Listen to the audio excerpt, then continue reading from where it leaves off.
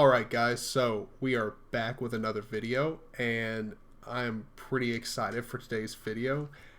I just spent all night and yesterday cleaning up my room, all day yesterday, then last night trying to install just basic Arch, just the base install of Arch. I installed it successfully 5 times, and then ended up not being able to recover my install because Qtile was installing with a broken default config, and LightDM, I was having trouble configuring it at first, then figured out what I was doing wrong, and then that's when I ran into the problems with Qtile. And so at the end of the day, I just ended up deciding, instead of going through the entire base install of Arch again, I just install i3 Manjaro and just go in through there, install Qtile, download my config from my Nextcloud, and then that's when I would go into Qtile, have it all set up working properly like I do now, and then remove the stuff that I don't need or don't want from the i3 install of Manjaro. And I actually don't know how to remove i3 from Manjaro because it keeps telling me I can't. So that's a little interesting, but not that big of a deal. I mean, whoop-de-doo, I have an extra window manager as a backup, you know. I mean, that's not too bad of a thing. But it's running great. It's using about the same RAM as Ubuntu is using, which I find a little weird. But granted, that is with OBS running, LBRY, and then everything that you see in front of you, the Brave browser, HTOP, NeoFetch, and I think there's also GIMP open too.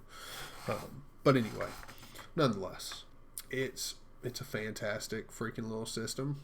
I'm loving it. But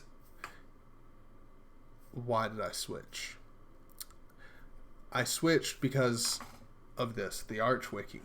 I mean, this is an unbelievable resource, and I mean, even the installation guide, if you go through here, this looks daunting, but if you take your time and read it, I mean, it looks so daunting because it's so detailed that as long as you're reading it, you're not gonna mess up or really have a problem.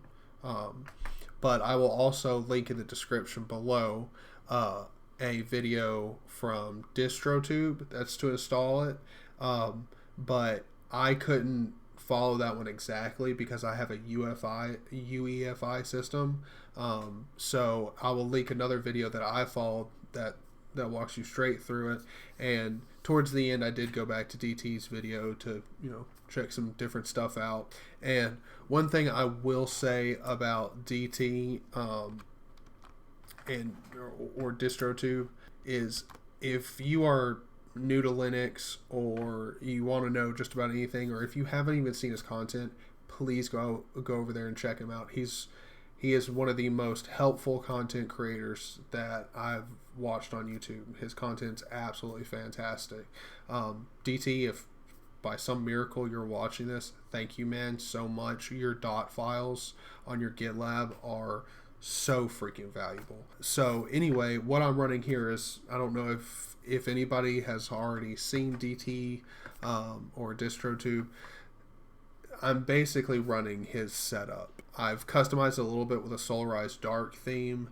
And let me go ahead and get into my config.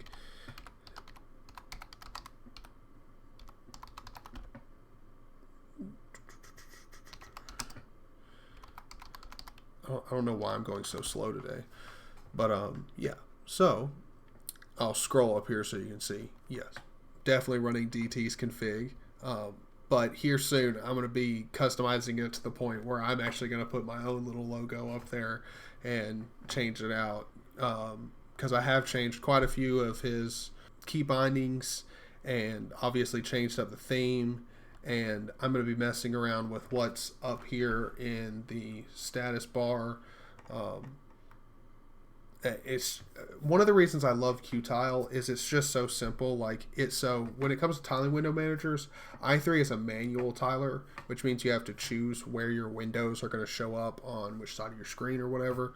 On Qtile, you have layouts, and the one I stick with is the same one that most people use and DistroTube use, which is Monad Tall, which you open up windows like this. So one will open up, it splits the screen, and the rest will go on the right side. I love that setup. Makes it really easy to use. And one thing that I've been meaning to do that I'm going to go ahead and do with you guys right now is we're going to go in here to VBox.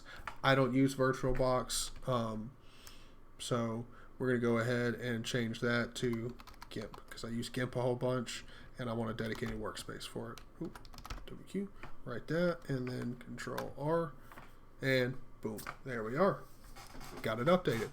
So that's oh, and by the way, I press Mod Shift R. Like I have key bindings for all this. Like if you guys are interested in window managers or anything, DistroTube has a lot more content than I do out. So definitely subscribe to me because I'm going to be putting out more content on Linux and window managers and stuff as I customize mine, and as I learn more, I'll be sharing what I learn with you guys.